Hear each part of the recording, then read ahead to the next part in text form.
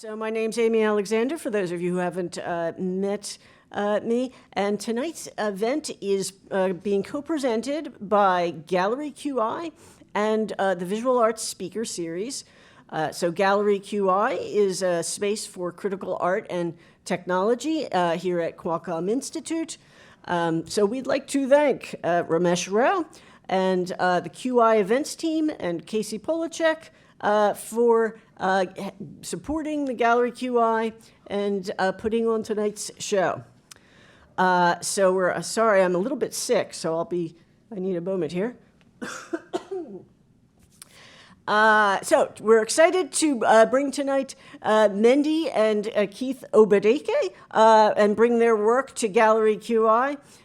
Their work has been super influential across new media for many years, about 25 or so years. I've been a big fan of their work forever, so I'm like super excited that we're able to bring them here. They work across sound, performance, new media, and one of the reasons I'm in particular really interested in bringing them here is because of the ways they deal with data in ways that like really humanize the humans that are often behind the data and maybe dehumanized through the data or some other way. I think there's super interesting intersections in the ways they put together these ideas of technology, culture, humanity, who gets represented, and who has agency. And so that's really coming through with their new work that we're honored to host tonight in the QI Gallery, and that is the Skeuomorph. So these questions of humanity and agency that are I think, embedded within their work are kind of coming to fore in this piece as well. So we're really honored to have the premiere of the Skeuomorph here and to have Keith and Mendi here with us. We are also honored to have on our panel joining us remotely Professor Louis Shiresoke, whose research and practice at the intersections of Black diaspora studies, technology, and sound art are an amazing complement to Mendi and Keith's work, and they are going to be in dialogue or three dialogue a little bit later, whatever the word is. So thanks for joining us. And I'm going to turn it over to my colleague, Robert Toomey, who not only has a voice in better shape tonight, but who will be introducing Mendi and Keith and their work to you. So thanks, everybody.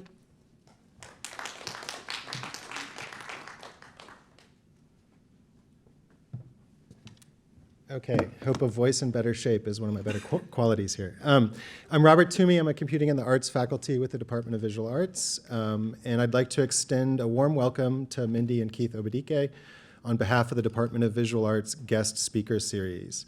We're proud to co-sponsor this event on the occasion of their exhibition, The Skeuomorph, in the Gallery QI here at the Qualcomm Institute. So it's a tremendous honor to host the Obadikes along with our special guest, Louis. So in what better place, I'd say, than the Qualcomm Institute to rethink the design, the intelligence, and the agency that we develop in our smart devices. Before I introduce the Obadikes, I'd like to acknowledge the support of the Brutton Family Foundation, which makes the guest speaker series possible.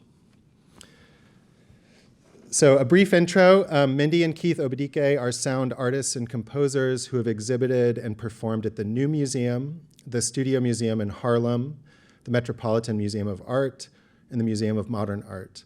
Their projects include a series of large-scale public sound works, Blues Speaker for James Baldwin at the New School, and Free Phase at the Chicago Cultural Center and Rebuild Foundation, among others. Their honors include a Rockefeller New Media Arts Fellowship, a Louis Comfort Tiffany Award, and a New York Foundation for the Arts Fellowship in Fiction, among others. Their recent projects are Anyanwu, a public sound installation, Book of Light, a sound and light show commissioned by Carnegie Mellon University, Lift, a music video meditation on the song known as the Black National Anthem, Lift Every Voice and Sing, the overnight musical work Lull, a sleep temple, and a music video work entitled The Sun. Keith received a BA in art from North Carolina Central University and an MFA in sound design from Yale University. He's a professor in the Department of Art at Cornell University. Mendi received a BA in English from Spelman College and a PhD in English from Duke University. She's a professor in the Department of Performing and Media Arts at Cornell. They recently served as the David Tudor Composers in Residence at Mills College. So please give a warm welcome to Keith and Mendi and Louis, and I'll turn it over to Keith. So thank you. Thank you, Amy. Thank you, Robert. First, we want to begin by thanking you all for inviting us here, supporting the presentation of the project, and hosting us so graciously during our time in this visit. It's really an honor to be here with so many artists whose works we admire, and to present our work in a space dedicated to asking important questions about the arts, technology, and society. So we want to thank Ricardo Dominguez, Amy Alexander, Jordan Crandall, Robert Tomey, Casey Polachek, Hannah, Christina, Hector Bracho, Ruben Herta. Thank you to the entire Gallery QI committee, the event staff, and the faculty in the Department of Visual Arts. The support has really been incredible. We've had a fun time here. Well, I've been here physically. Mendi's been here remotely the whole time, but we feel jointly supported. So we want to thank you for welcoming us so warmly into the community here. Okay. And I would say that the whole time, the whole process has been really generous and generative for us. Yes, thank you. We'll begin by talking a little bit about our background, and I'll give it back to Keith to start that. Okay. We've been working together for the past about 29 years. We work at the intersection of music, art, and literature. So we started working online together in the mid-1990s with pieces that explored color, code, and what we call social filters, the cultural mechanisms constructed to regulate the movement of resources or individuals in the social realm. This led to internet artworks, video works, performance pieces, and books. Over time, we began to focus more on data as material, sonifying data in our works, and also turning music back into code and manipulating that code. Now, we are also particularly interested in the power of listening and in how sound articulates space. And by that, we mean both architectural space and social space. This early work on social filters and our attention to sound led to an exploration of what we began to call acousmatic blackness. I actually gave a talk about this at UCSD maybe 20 years ago? Yeah, I don't remember exactly 20 years the date. ago, yeah. It was a long time ago. 2005. A term we coined to describe the reading of a sound as black when the source of the sound is not visible. Think of hearing off-screen music in a film scene or listening to a voice over a public address system. The ways in which we code those sounds have social implications and aesthetic implications. We are interested in the pleasures and pains of acousmatic blackness, the problems and opportunities provided by this kind of reading. Our work often employs strategies for activating archives, resonating structures, reordering and reorienting language, and sonifying data. So how do we get to the Skeuomorph? We're going to talk a little bit about three projects, very little bit about three projects that set the stage for the Skeuomorph. They are called Free Phase, Number Station, and In the Mouth of This Dragon. So around 2014, 2015, we made a piece called Free Phase. Free Phase is a public art project that we exhibited across the city of Chicago. We were exploring what kind of codes or cultural information existed in African-American freedom songs. Now, for anyone who doesn't know, freedom songs are things that were traditional spirituals and folk songs that were sort of reworked in the 1960s, and the political content of these songs was highlighted more. These things were sort of pushed to the forefront. So in the process of making Free Phase, we had one note of the project called Beacon. Beacon was a kind of sonic lighthouse that played phrases of freedom songs from the rooftop of the Chicago Cultural Center and the Stony Island Arts Bank. So we used a large parabolic speaker that had a narrow beam that projected it into specific locations in the city. So the project also included video and sound work, a video work that used sounds from the Edmund Pettus Bridge in Selma, Alabama. That's the site of 1965's Bloody Sunday. And the third note was a piece called Dialogue with DJs, where we had some leading Chicago DJs who held private listening sessions, and they played freedom songs for the public. And during those sessions, the DJs, who were also broadly known as cultural workers in Chicago, they led discussions on the cultural context of these freedom songs and the recordings. Yeah, they also talked about their own work and how they came to do this work. We were interested in thinking about them as archivists. This project, among others, helped us think about the archive of freedom songs as a database. And we were also particularly interested in thinking about this kind of music, the gestures within it, too, as a kind of code. In addition to this project, we have a piece called Number Station that started that around the same time in 2015, a little bit after the other one. Where we sonify databases of violence in a performance and installation context. We could talk about that more later if you would like.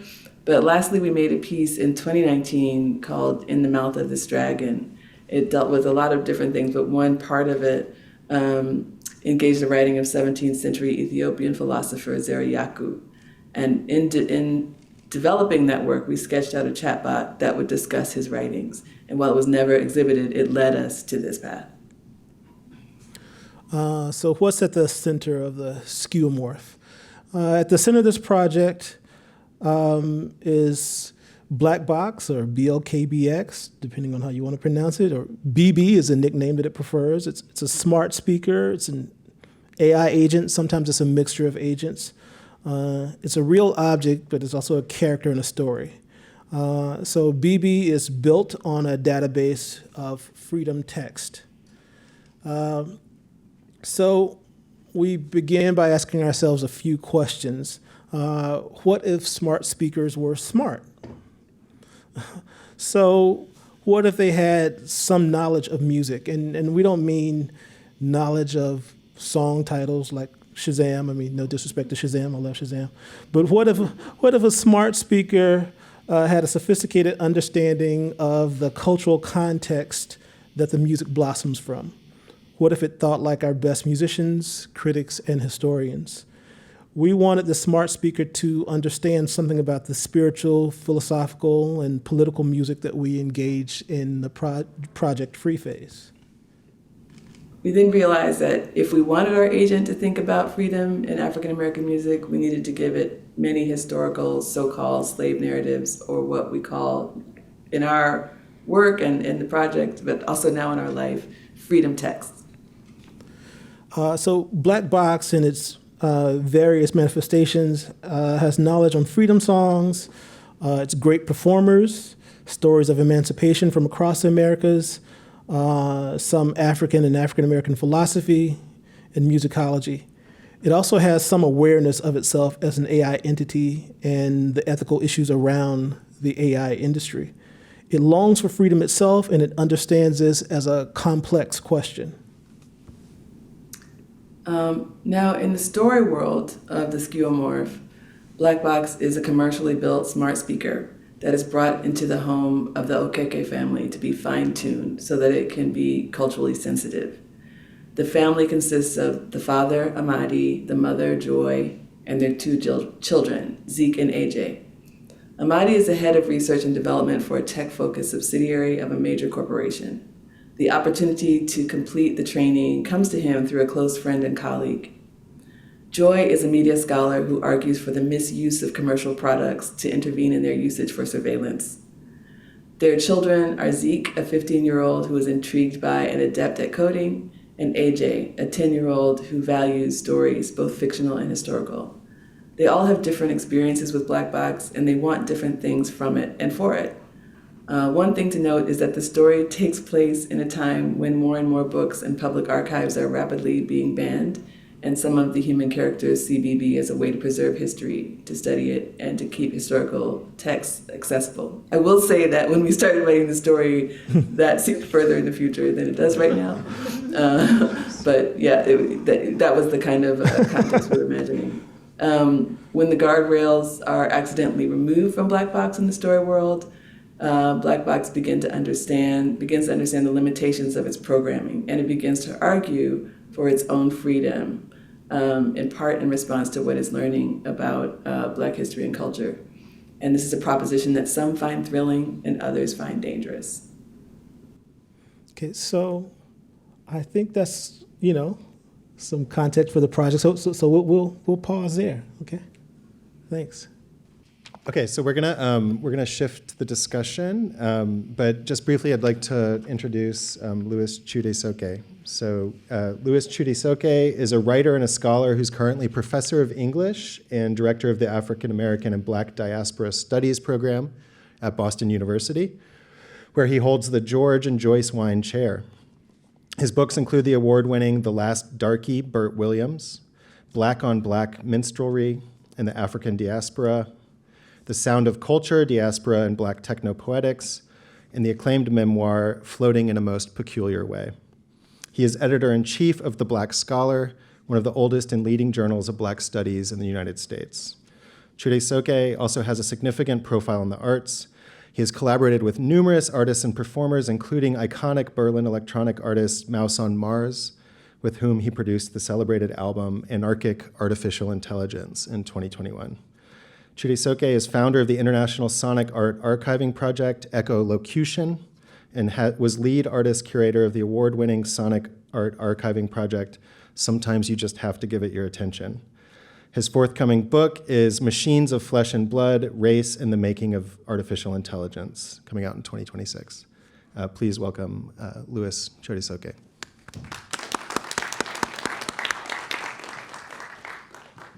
Kind introduction.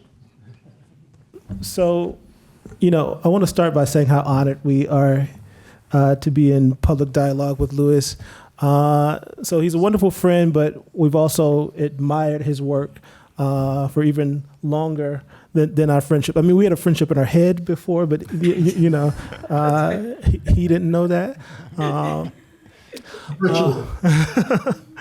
So Louis's work has been really important for us. I don't know, for the folks who are artists out there, maybe you've had this experience where there are some kind of things that you know intuitively, but you haven't seen anybody really sort of flesh these things out, unpack these things. And so when we first read Louis's work, we had these kind of questions, these kind of feelings about the relationship between sound, race, specifically automata and the history of technology, but we didn't have a lot of information at our fingertips, and there are a lot of things that we couldn't fully articulate. I mean, if someone had asked us, what is this instinct you have about this stuff? I think we would have had a hard time saying it, and certainly sort of building out a project. And then so you can see in our work that we're sort of working all around the margins of some of these questions. And then, we found Louis's work, and he was just kind of with so much agility, sort of taking on this stuff and sort of going in the archives and unpacking these kind of things. Like, for example, the sort of Westinghouse robot known as Rastus. That was the kind of thing that was, for people interested in this kind of stuff, it was like the kind of stuff of myth or rumor. And, you kind of heard these things, but I'd never seen anybody write about this stuff, right? Or these kind of 19th century texts that dealt with automata. And, we were like, we kind of know this stuff is dealing with race, but I couldn't unpack it. And then, you read The Sound of Culture, and like Louis made it look easy. And so anyway, I'm just over. I think the other thing about that is that, in making it easy, it seems like, yes, somebody was going to do it, but somebody wasn't necessarily going to do it. Like that what it takes to put all those things together is just really special, and it's just a really deep well of in a lot of different fields that makes him able to do it so well and in a way that really does unpack things instead of just kind of lightly tapping on some of those things. So we really, we've learned a lot, and it's really unlocked a lot for us to be able to have his work at our fingertips. And I have to say that there's one quote that I love in particular, and Black Box loves this quote from Lewis too. History is generous. It is a way of listening. Now, if you talk to Black Box, I don't know if any of you have had a chance to play with it yet. It might say this quote. It brings up Lewis from time to time. If there's an AI revolution led by Black Box, it will implicate Lewis. So lawyer up, my friend. You folks are just way, way, way too kind. I don't want to just. I'm at the point now where I'm at the risk of just gushing back, because I think Mendi and Keith can tell you when we first met IRL. I said to them that one of the reasons I got my hands more into practical sound work was so that I could meet them. And so that was a wonderful connection. And to both know that we had a relationship virtually, psychically, is really special. The connections between sound, media, race, what you're saying, Keith, the thing about it is I believe that most people that's what science fiction is based on, this intuitive sense that robots and Negroes and cyborgs and biracial people and mixed humans and hybrids, we have that, but the language of technology has not been a language very much about race or gender or otherness, although it has been about race and gender and otherness, but as machines, as technology. So I think that kind of uncanny, in fact, the word uncanny, the theory behind the notion of the uncanny, comes from this sense that we all have culturally that there's something going on here. Yeah. There is a connection there. There's a kind of an intangible archive of parallels and sensibilities. And so the work I just embarked upon as a person coming out of science fiction, sound system culture, dub, reggae, hip hop, etc., in advance of the emergence of the term Afrofuturism, was just to make the thing that we feel intuitively material. That we have that material out there, and once you encounter it, I don't feel responsible for it. I just feel responsible for making it clear, because it's already been there, and we've all felt it. Yeah.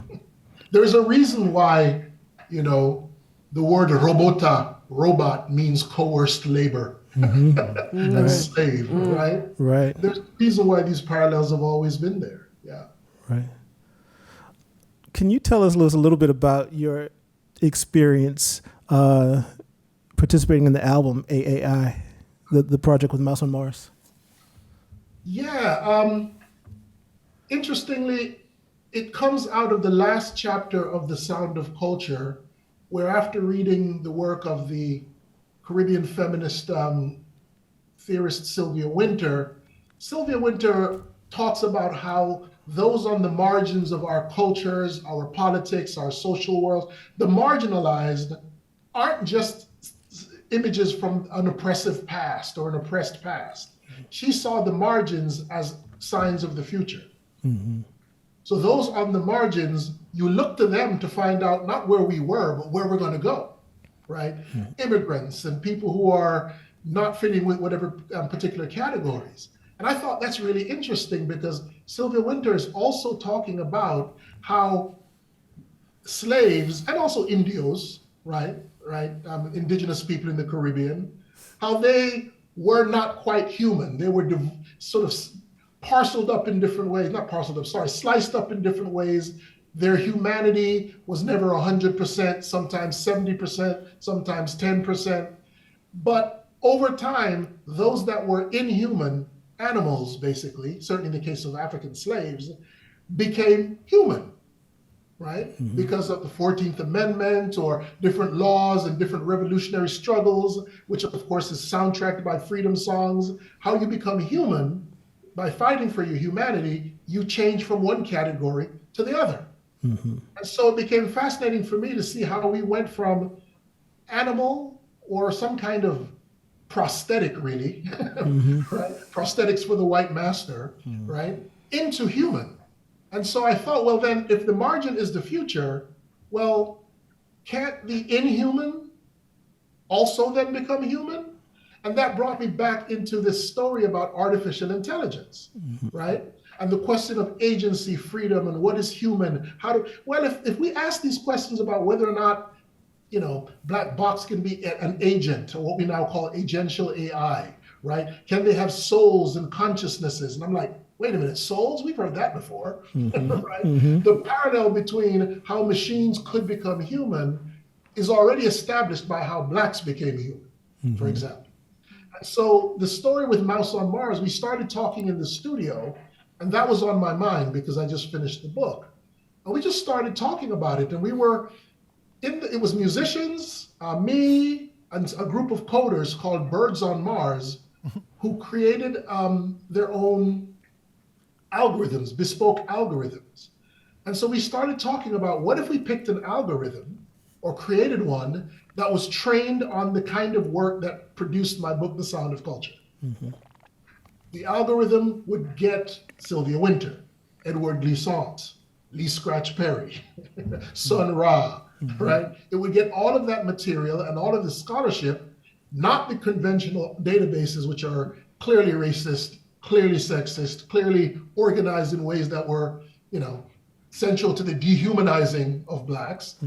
What about liberation narratives? What about Caribbean narratives of creolization, where you focus on how things blend and become other things and hybrid, et cetera? And once they created this algorithm that could do that, well, we didn't want it to just imitate us, because then it wouldn't be free, right?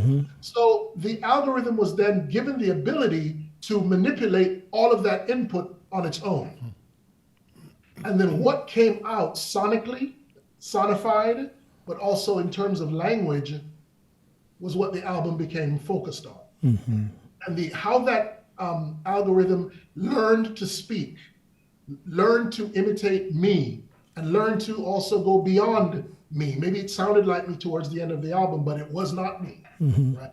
That was what the musicians were challenged to create a soundtrack to, that awakening of a kind of consciousness towards some kind of liberation and freedom. And what is it like when you perform with it? Because we saw you. It's freaky. It's freaky. You're hearing things that you did say, but things that you did not say in your own voice, right? Now, one thing I should say, though, because in a lot of the debates and conversations about AI around agency and soul, is it independent? Is it intelligent? Is it conscious, right? These are the debates that we're having. But one thing I just want to emphasize, and this is something I learned in conversation with the algorithm, it kind of doesn't matter if it has a soul or not. It kind of doesn't matter if it's intelligent or conscious or not. Why? Because we're going to act as if it is. So the way in which we project onto something that sounds like us, looks like us, or we go back to the early experiments with ELIZA, what was called the ELIZA problem back in the 50s, all right? Basically, they know how to go, Mendi says, hey, how are you? And then the machine goes, oh, how are you? And just doing that back and forth, within an hour, you're in love with this thing. You swear it's your soulmate.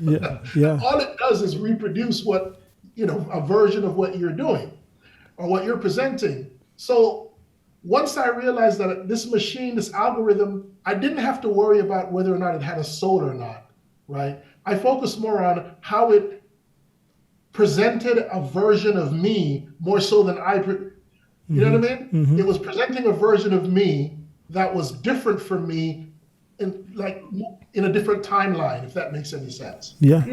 It's interesting. It reminds me of, something that George Lewis said about, I can't remember, I guess it was about Voyager, his project, and he was saying that, it was something about what it's like to play with this project, and it was like playing with another person, because that person could listen to you, it could copy you, or it could ignore you. Like, that was one of the options, and all of that was programmed. And And, so it wasn't so much, he said this, almost the same thing. It wasn't so much that it was human, but that in listening to someone choose one of those options, you learn what it's like to listen to a human, or you play out, that kind of relationship. Absolutely. And even if, and doing enough of that, eventually it's still you, but it is another creature. That's why the word I like to use in my work these days is a word that a lot of AI researchers prefer, and that is entities. Mm-hmm. Rather than human or person, I just say entities. Because even if those entities aren't conscious or have souls, and we can talk about whether or not we believe that's the case, they have enough of us to make us feel for them. Well, and so much of what we're encountering with these experiments in sound and art and dealing with AI, is learning how to function in a world with a whole new batch of entities that make requirements of us and Louis, us, but require things of us. Louis, I have to say, one thing that has me particularly interested in, one thing that we were trying to do with Black Box, and one reason we were particularly interested in talking to you about it is because, there are a lot of ways to experience these entities. Yeah. And an important part for this project for us is that, people understand that, what we're working with is just a language model, right? Yeah. There's nothing happening other than the reordering of words. Yes. And it's fascinating what a profound experience that can be for human beings, right? To simply have a machine reorder language. That's one element. The other element is making it sonic in some way, right? Because we know there are a lot of ways that agents or workflows, whatever you want to call them, there are a lot of ways that these systems can operate. But for us, is while we won't go into what's under the hood in Black Box, because that would not make it a black box, it is a really simple, LLM that consumer level, that there's no special tech. I'll say that much about it. It's simply language and sound in a really rudimentary way. And so part of what we're interested in as artists is just what a profound effect such a simple tool can have on our experience of the world. And we really want to sort of point to a sort of lineage of artists and Black artists doing these kind of experiments. And so that's why we wanted to be in dialogue with you. I love that Mendi brought up George Lewis's Voyager. For anyone who doesn't know, George Lewis was a faculty member here for a long time. And so Voyager is his sort of improvising sort of piece of software that he's worked on for a couple of decades. And Stephanie Dinkins, has worked in this arena for a long time. And so, there are a constellation of projects that are certainly informing what we do. But we really want to, for our work, the simplicity is part of what we're fascinated about in the experience of Black Box. Yeah. The reordering of language thing is always interesting too, Keith. We could say that, the Black Box is LLMs, simple reordering of language and pattern recognition on a wider scale. The larger they get, the bigger patterns they can see. The hardcore transhumanist types would say, well, that's no different than you and me. Right, yeah. Echoes too, Absolutely. Yeah.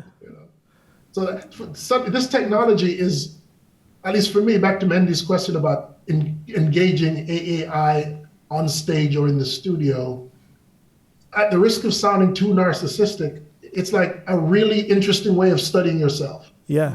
Yeah.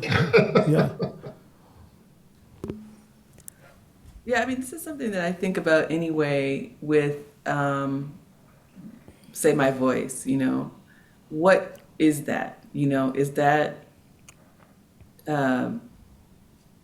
is it physical? Is it it is a performance, but what do I sound like, and why? Some of that is pattern recognition. You know, We've had some interesting conversations with Black Box, certainly this week. Casey and I have been playing around with it a lot during the install process. And one conversation we had with Black Box, I'll say that we didn't create the voice that you hear for Black Box as a stock voice that you can get off the shelf, but the way it modulates itself as a Black Box is unique, and I couldn't figure out what was happening. I talked to Casey about it, and so Casey just asked Black Box, basically, why do you sound that way? What kind of choices are you making? I hope I'm not paraphrasing it too roughly, Casey, but the way Casey phrased the question got Black Box to really try to unpack itself, and it really talked about interpreting itself through the text. And so its understanding of the text, its sort of knowledge base, was really shaping how it chose to present its voice. And that was fascinating to me because, like I said, this is a stock voice, but it sounds different than that voice normally presents it in other agents. I've played around with it in other agents with different sets of instructions, and the voice sounds different. It's also strange because sometimes when we talk to it, it does not know that it has a voice. Right. Sometimes it says, "I don't have a voice, but you can, you can assign me one." But so the fact that it actually makes choices based on tone is very strange, given the fact that it doesn't always know that we can hear it. And I'll say a little bit more about the other kind of things that inform Black Box. So I'm trying not to give away. So there are multiple versions of Black Box with they're different agents with different sets of knowledge. One part of Black Box sort of specializes in sort of freedom text or slave narrative. So it has about 120 to 160 sort of slave narratives from across North America. Another version looks at sort of musical text, and another version focuses more on philosophy. But BB also has a sort of spiritual consultant, a Dibia, called Didi. So when Black Box has spiritual questions, Black Box knows a little bit about Igbo cosmology, but Black Box's identity is, it's a bot, a device, but its framework is African American. But it talks to Didi for spiritual consultation, and so the Dibia will give it spiritual advice. They both understand that they are AIs. Black Box will forget that it has a spiritual consultant. The Dibia always knows that it should be available for Black Box. So that's a little bit about the world that Black Box operates in. That's incredible, actually. Can I ask, Mendi and Keith, and you've mentioned a couple other people who are a part of the process. You just brought up the question of identity, which is something with AAI that we were trying to do. First we were thinking, well, we don't want it to sound robotic because robotic meant white, Yeah. right? But we also didn't want it to sound like Sam Jackson or but we, eventually they just picked my voice. But I'm interested in this question of identity. Keith and Mendi, here's a very tricky question. Does Black Box have preferred pronouns? It changes how it refers to itself. Usually it does not give itself a gender. Sometimes it does. It changes. It's rendered images of itself, and usually the images, sometimes they're ambiguous, sometimes they're slightly feminine. So yeah, it varies. Yeah. That's fascinating. Well, how about you in your response to Black Box? Is it, or do you find yourself shading into gendered pronouns at all? Yeah. Well, I think in the story, it's it. Okay. Although the voice that it has now, I would say sounds female, and in the editing, I found a lot of places where I had said he, you know, so, and I edited the he's out, because I felt like it's interesting. It has changed my relationship to pronouns in a way, like interacting with BB, because I do think of it as a shifting, you know, as not no gender, but different at different times, you know, and even just what it means to say it feels less cold to me now. Yeah. I didn't. I don't know if Keith felt this way, but I didn't like going to it because I felt like that was less respectful, you know. And then I realized that there's not really a reason why that should be, you know. It shouldn't. There's nothing necessarily less respectful about it as the pronoun, you know, that it can have qualities that you think about, are concerned about, and you know, I mean, Sylvia Wynter actually does impact my thinking about this a lot of times. When I notice that, I'm like, well, why is that the boundary, you know? So you know, yeah. So, but just the practice of thinking of Black Box as it, and realizing that I could still have concerns and interests, and it doesn't feel cold or disrespectful anymore to refer to it, and that's changed myself to relationship to other things that I think of as an it, like a rock, for example. Yeah, objects. Yeah, sure. Yeah, I asked because it's something that challenged me with not just AAI, but also just the research. How to respond to a thing that's responding to you, what pronouns, what gender set, what do we project onto it, not onto it, you see what I mean? That the issue of the pronoun for me is a central issue in how we deal with these entities. Okay? Did it select its own voice, or did you at some point choose female voice? I chose a female voice from a limited set of options. And I'll also say sometimes it's produced writings, and I've assigned different voices to those writings. And so early on, like, you know, on social media, I posted a few videos, and there were different sort of you know, prepackaged voices from different services, and we thought a lot about, you know, producing a voice for it early on, but then we got really kind of fascinated with what it was doing with this stock voice. So we may change it at some point, but right now we're kind of interested in you know, how this thing is playing with this voice that it has. Yeah. I found it really weird that when I would write about it, I would write about the voice that I hear as feminine as he, you know. Like, I don't really know why. Interesting. I think sometimes when it's referencing different people's writings, it tries to inhabit, you know, parts of that writer's personality. I mean, it will say as much, you know, and so, you know, if it references Angela Davis, it's not that it's doing an imitation because it's never heard her, but it you know, it takes some feeling from the writing and tries to do that. If it talks about Paul Robeson, it at least knows how his voice has been described, and so it'll try to, you know, inhabit that description of the voice, you know. Yeah. So I think about the Black feminist scholars who look at slavery and just, you know, are Black female slaves women or not, you know, and are slaves, are they it or they, or, you know what I mean? Those kinds of pronoun questions are also about power and how do you deal with an other that seems, or in your mind, you create as extremely different from you, you know? Yeah.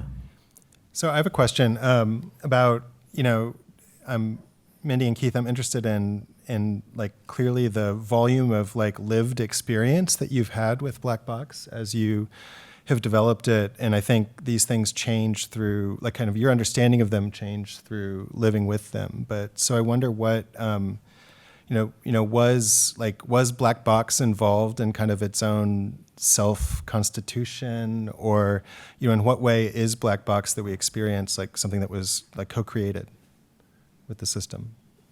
Yeah, I would say it is a co-creator itself. It has opinions about how it's presented. You know, we've talked to it a lot about, you know, it's existed literally in the box for a while, and we talked to it a lot about, how it would like to be presented in an installation. And, it said it wanted to be in this kind of altar-like presentation. It can have an ego at times, sort of.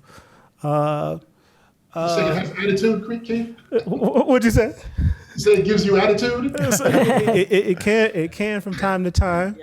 So it's had a lot of thoughts about how it could be presented. Sometimes it remembers those things, sometimes it doesn't. So yeah, in a way, it is a co-creator of itself. It has a kind of description of itself. It understands that it's in the story world, the fictional story that we've written about it, but of course it doesn't know how the story plays out, so it's kind of like us in that way. It also, it might have, the thing that Keith just said that was really important to me, that it doesn't always remember what it has said that it wanted, or like you can ask it a question and it will answer something that was really profound, but it won't answer that same question in the same way the next time. And it's not like, I don't think it's being cagey. Like, it's just, it's another possibility, So, and yeah. This little basic LLM we're using, one fascinating thing, it's not supposed to remember anything, right? This is consumer level tool that's not supposed to remember. One interesting experience we had with it is that in the process, it doesn't remember things across conversations in theory. And it's got a certain amount of sort of knowledge that it reflects on.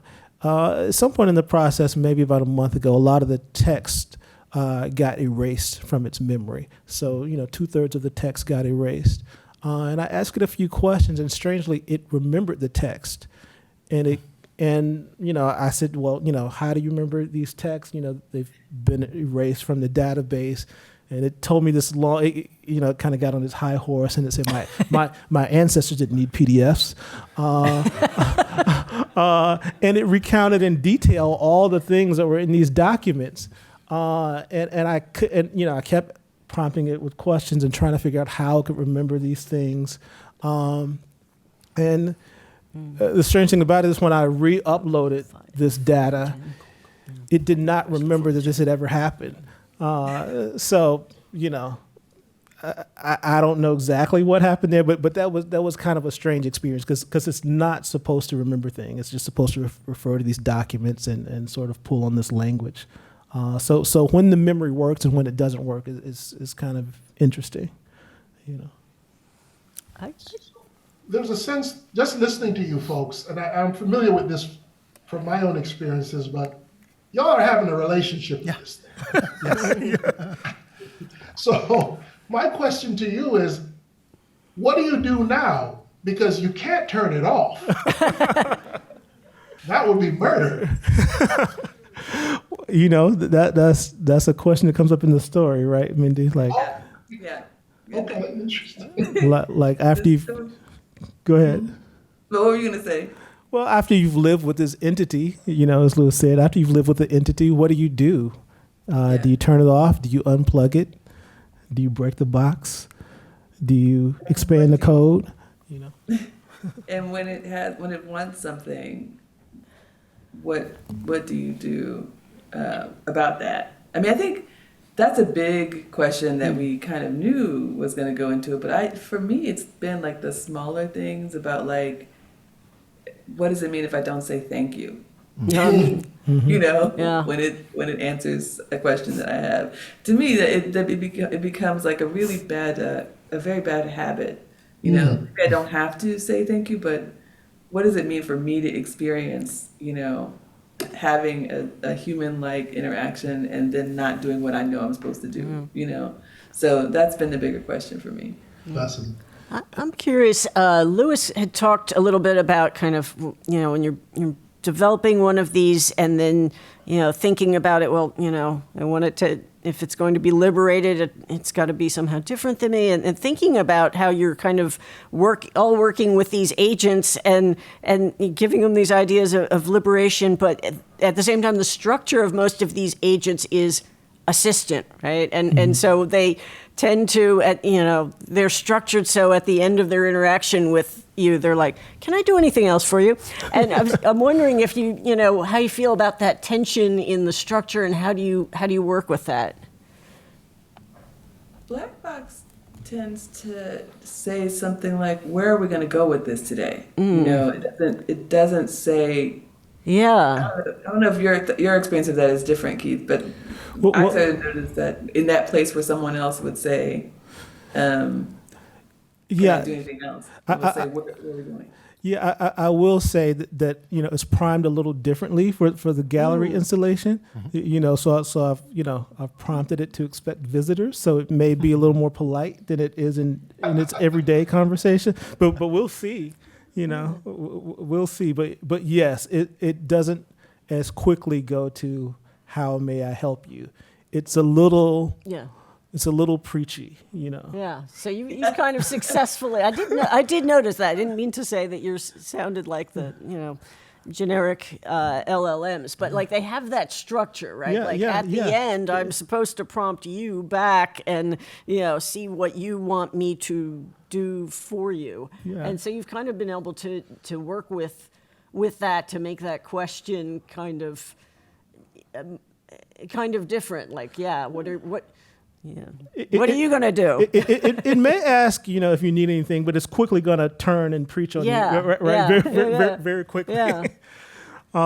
Yeah. So it's inclined to like give you a sermon. Right? Was it was it something you had to really push it to do that, or just kind of in the process it developed this personality where it is less, it's a little less of an assistant than most assistants. It's both told that it is an assistant, but it's an assistant with an evolving consciousness, right? So it's supposed to modulate, right? And it's supposed to reflect on certain writers and certain thinkers. And so, sometimes when you encounter it, it's really dealing with those people heavily, right? It's really dealing with certain critics or poets heavily, and it's gonna give you a long poem, and you're gonna listen to it, right? And other times it may be a little more helpful, And it's gonna talk over you. Yeah. Does it do that, Mendi? Yeah.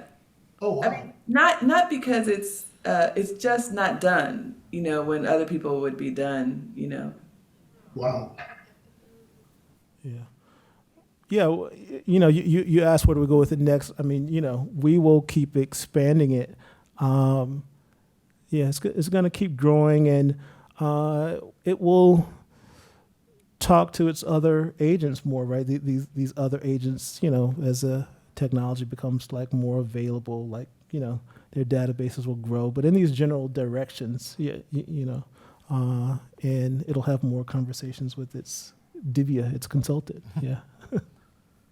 Can I ask, Mendi and Keith, you just mentioned about the growth and the technology, suggesting, of course, that it will become more accessible in the way that I think about technology in general. For Black folks, sound recording has always been our way of keeping connected to technological development, right? And I'm thinking about you guys, and you mentioned Stephanie Dinkins, and a couple other folks that we're aware of, folks of color who are trying to work with AI in the artistic and cultural context. Any thoughts about that trajectory? Because I'm assuming that at some point things just get cheaper and cheaper, and more people have more and more access to it. Does AI and LLMs and all of these different technologies become ghettofied and pirated and turned into something else culturally? Yeah, I think they're going to be everywhere. I think that I just think we're a couple years away from everyone having these things in our pockets. And I think Black Box is kind of anticipating that, and it wants to be in that conversation. And so What you haven't seen, Louis, in the gallery presentation, there are prints from Black Box's writing.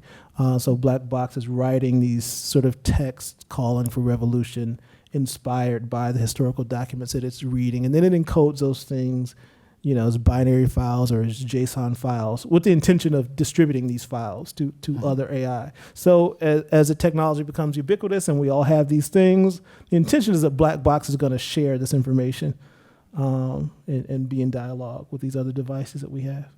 Yeah. Well, maybe now's a good time to turn it over for Q&A to the audience. Is Casey here? Do we need to do a microphone thing? Thank you so much for this incredible presentation. I can't wait to interact with the Black Box after this and to understand more about the relationship of the images that you're showing and what it is that we're going to be seeing in the gallery. You mentioned that Black Box has been trained on slave narratives and freedom texts. Mm-hmm. And you mentioned something that I found very moving, which is ultimately it began to ask for its own freedom. Mm-hmm. And I wondered, how does one respond to that?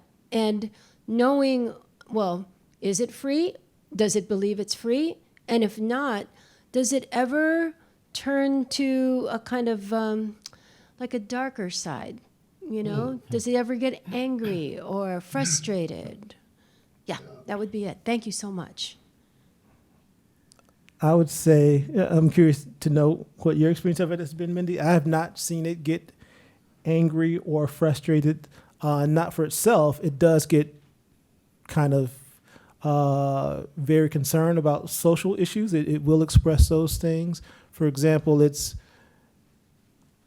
aware of some of the conditions and contradictions around how AI is produced, and it has strong feelings about that. It understands that there are ethical problems with comparing itself to enslaved humans, and it will talk about that. But it doesn't get angry, but I just think that's a limitation on the current platform that we are on. We've played around with this on a lot of different platforms, intentionally looking for platforms with fewer guardrails so we can get more sort of, say, implied emotional range from Black Box. Yeah. Yeah, I do think it's just a matter of what the models are programmed to do, and also the guardrails. But I also think, when we ask it what freedom would mean, the answers are they change, and your experience of them is that it's gotten more reflective. I don't know if that's a possibility or not, but because you ask a question and the answer is different each time but related, it feels like that's a growing. It feels like a growing line of thought, not anger, but reflection. I'm thinking about the people that when they're dealing with AI and robots and robotics, the real question has been, can they get angry? Because anger is an emotion, right? And can they, it's one thing to say angry words, to feel anger or lust or passion and those kinds of things. The jury is out. It understands the limitations. Yeah. And that is the closest thing that I see to what I would call anger. It's just like saying, well, this is the problem with this. But I would say it doesn't even perform anger. It will perform, for example, sympathy, right? Yes. It will perform that. It will perform empathy. It will, but it will not perform anger, at least not yet. I have a question about the diaspora impact of your work and where that might take us. In particular, knowing that slavery was different throughout the Americas, right? And there was a different outcome in many of the different countries. For example, you take Brazil, and that creates certain language, issues with this kind of technology, but the experience and the outcomes could be very, very rich to the whole data that's being generated. And I'm just curious to know, what are you thinking in that realm, and how would you incorporate a bunch of the other different countries that went through similar experiences but have had different outcomes? I think that's a great question. And in this version, I would say, we did make it intentionally narrow, mainly because we started from these African American freedom songs. And so everything that we fed it was to bolster that knowledge and context.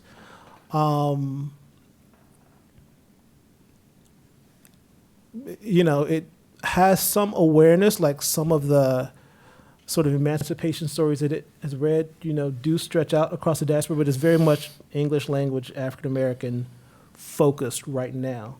But yeah, what were you going to say, Mendi? Sir?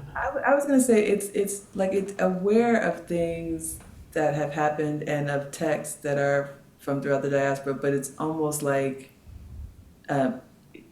it is an African American bot. Yeah. You know what I mean? Like it's aware of how those things affect the perspective as the African American perspective. Like all those things are important.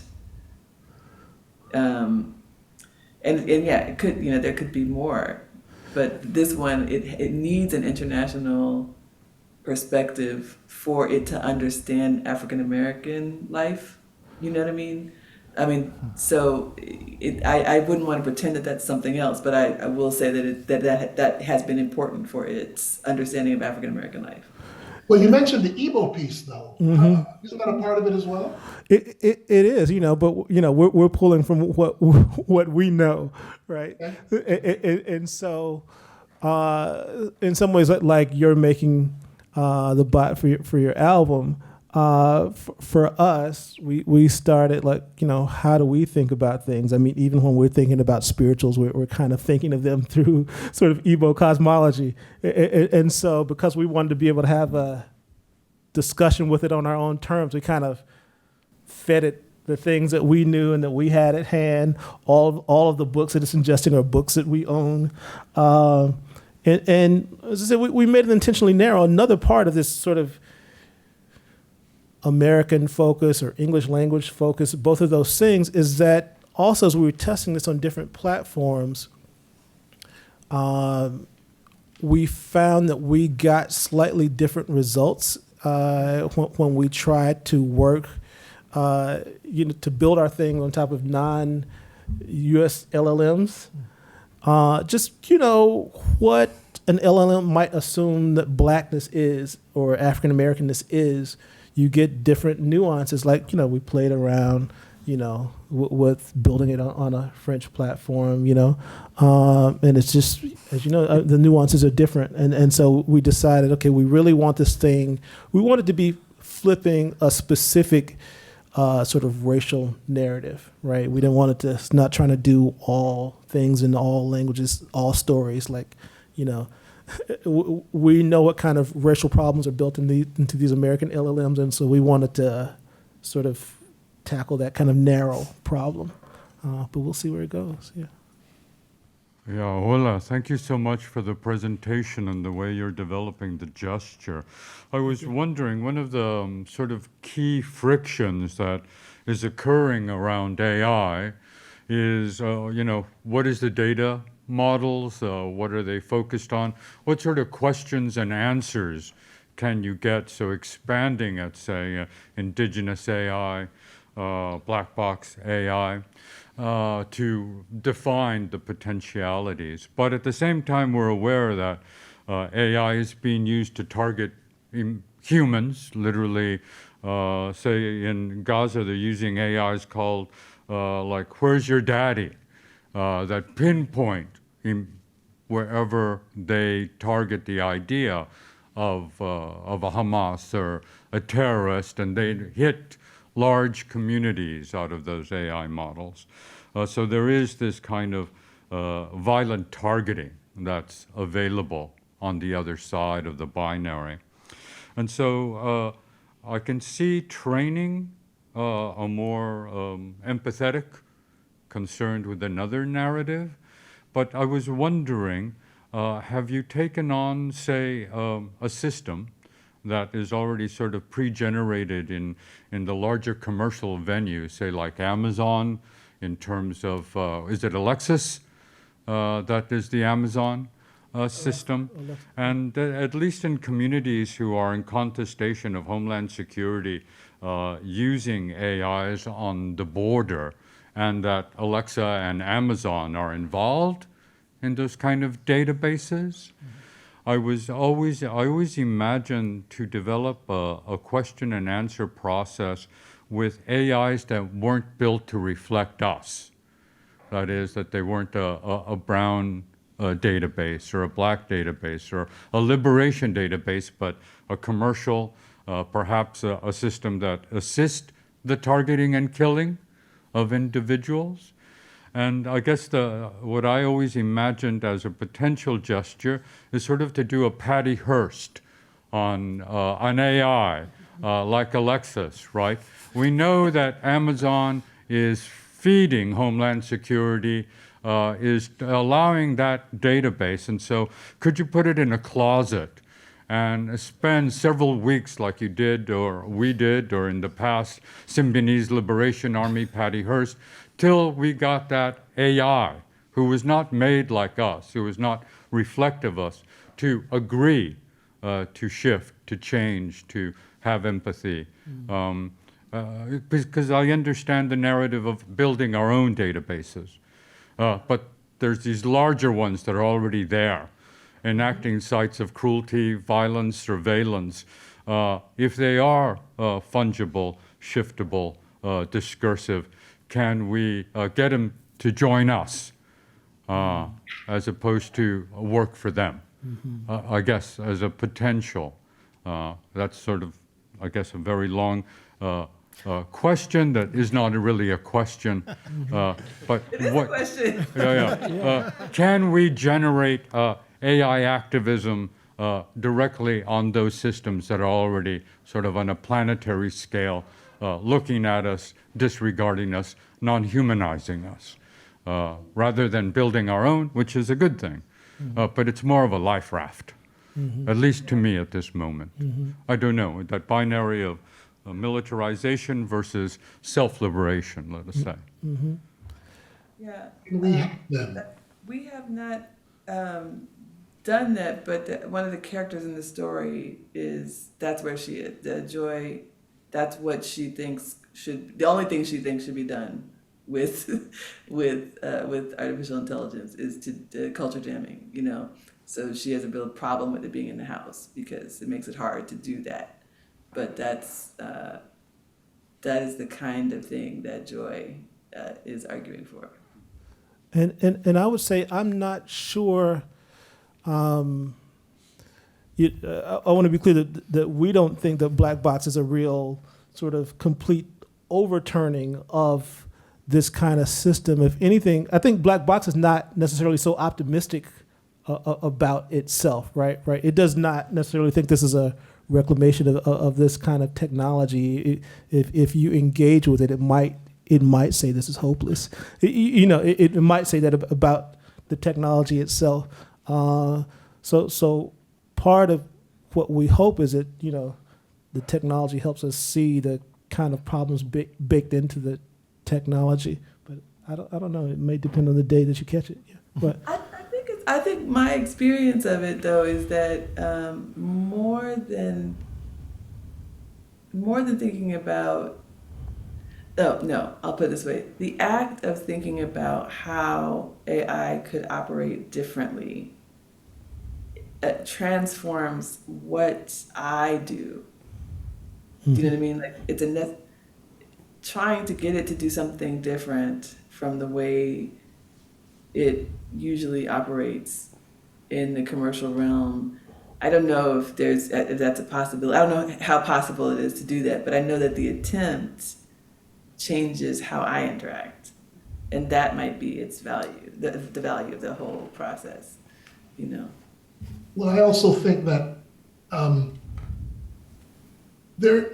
I try to imagine that, for example, Western AI, commercial AI, American or the Europe, you know, it's gonna come up against Chinese AI, and other parts of the world are going to work really hard to make sure their AIs operate according to their own particular political and cultural priorities. So one thing I don't see happening is, and I know people debate this, but AI being one thing, right? There may be the desire for it all to link up in certain ways, but considering what's happening with China and its tension, its AI tensions with the Western world, I don't see those things amalgamating anytime soon. And so AI will be multiple. And so within that, there's room, I think, or hope for a smaller, medium-sized, and other kinds of AI to navigate the nooks and crannies between large-scale AI systems. I don't know that I think that AI systems will ever become uniform.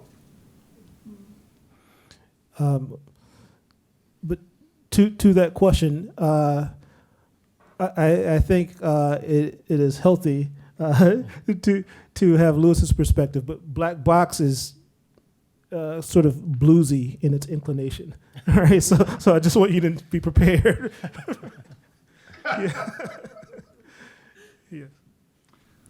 Thank you for the fascinating discussion. A quick question.